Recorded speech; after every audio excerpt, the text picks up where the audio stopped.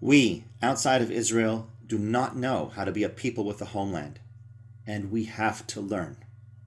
Jews in the land of Israel have created a state and have spent generations cultivating it and shaping it.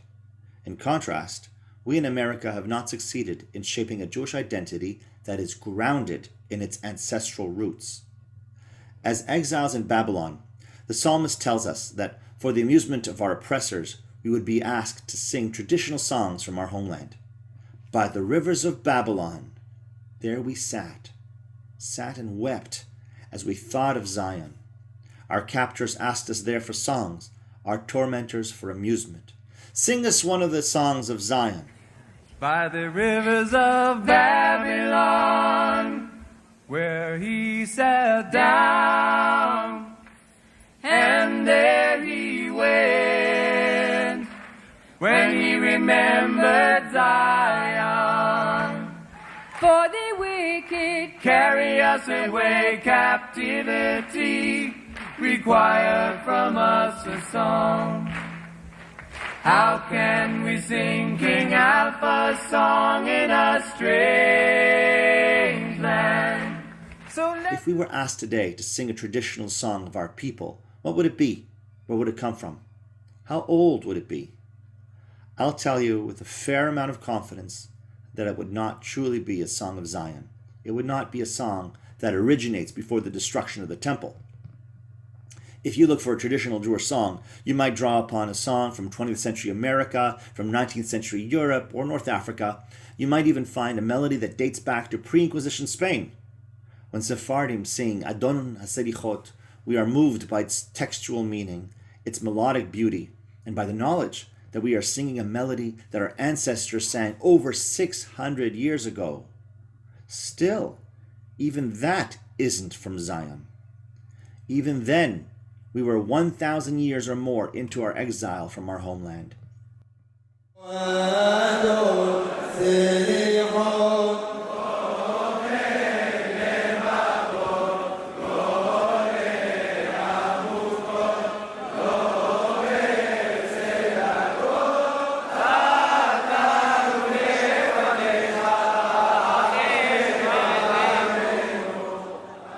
Italian Americans know where they came from.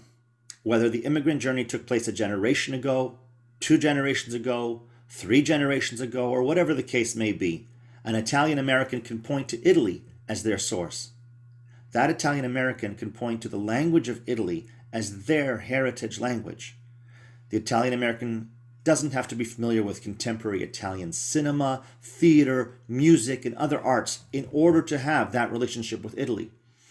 It is not an ongoing cultural or political involvement. It's a heritage and an identity. The same is true of a Vietnamese American, a Sudanese American, an Irish American, and a Lebanese American, for example. The same is not true with us. Because of colonization and ethnic cleansing, we were deprived of our homeland.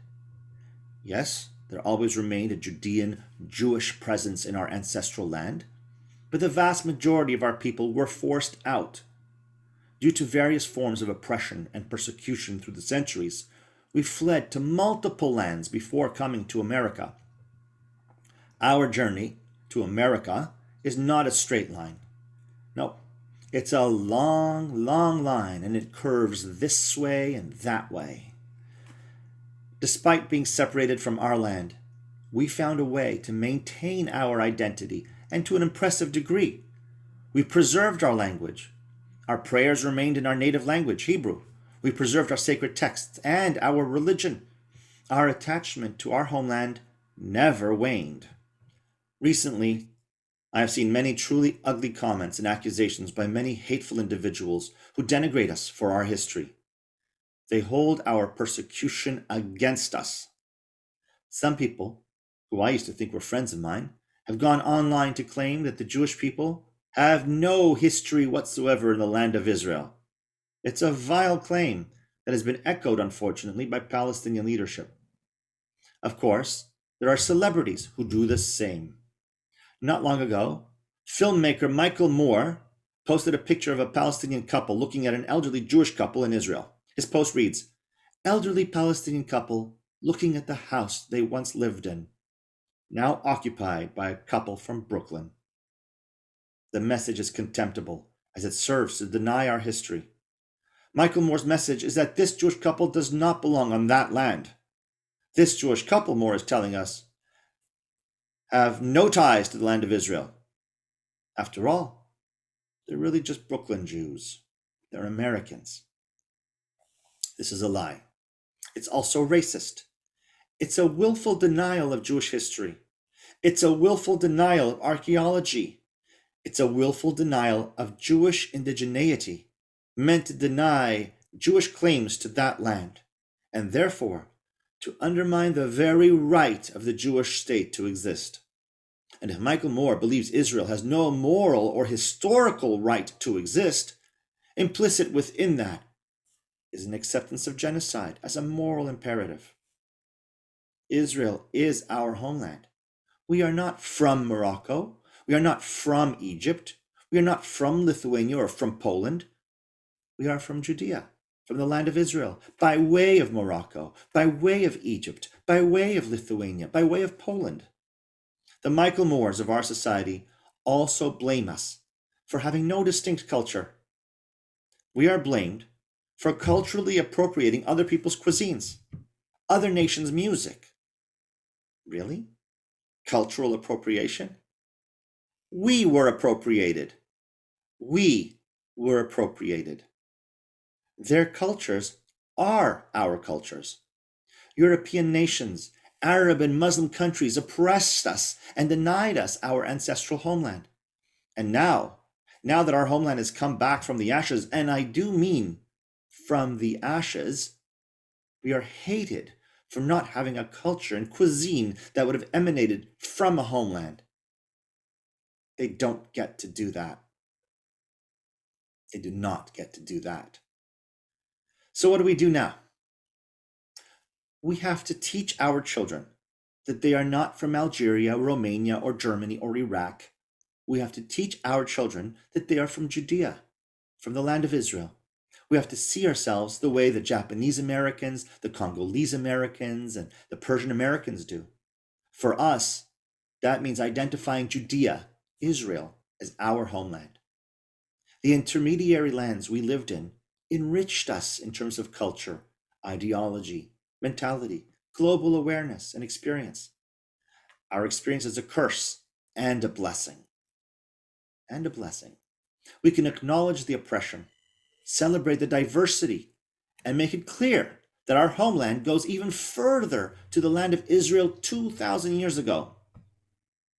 We tend to want to impart an attachment with Israel by teaching about Israel. This is important, but it's secondary.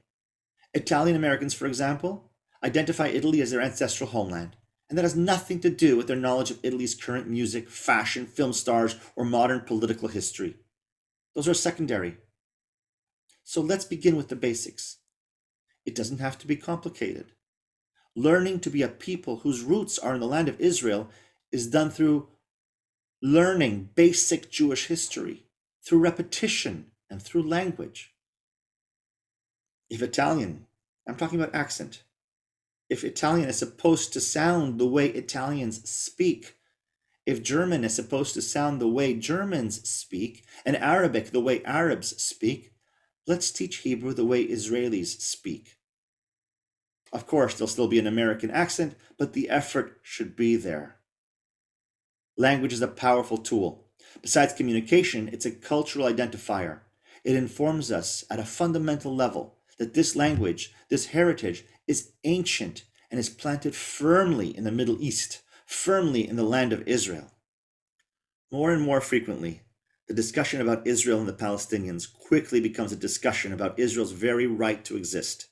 And hatred towards Israel quickly translates into acts of hatred towards Jews here in America and elsewhere. We cannot accept the premise of the debate. Discussing Israel's right to exist on any grounds, historical or moral, is off the table. This has nothing to do with politics. It has everything to do with identity. The diaspora ended in 1948. We must teach our children that we are no longer a people in exile. We are a people with a homeland. It was our homeland thousands of years ago. It was our homeland for over 1,000 years. It is our homeland today. We cannot expect others to accept that we are a people with indigenous roots in the land of Israel if we don't accept that ourselves. We must learn it. We must teach it to our children.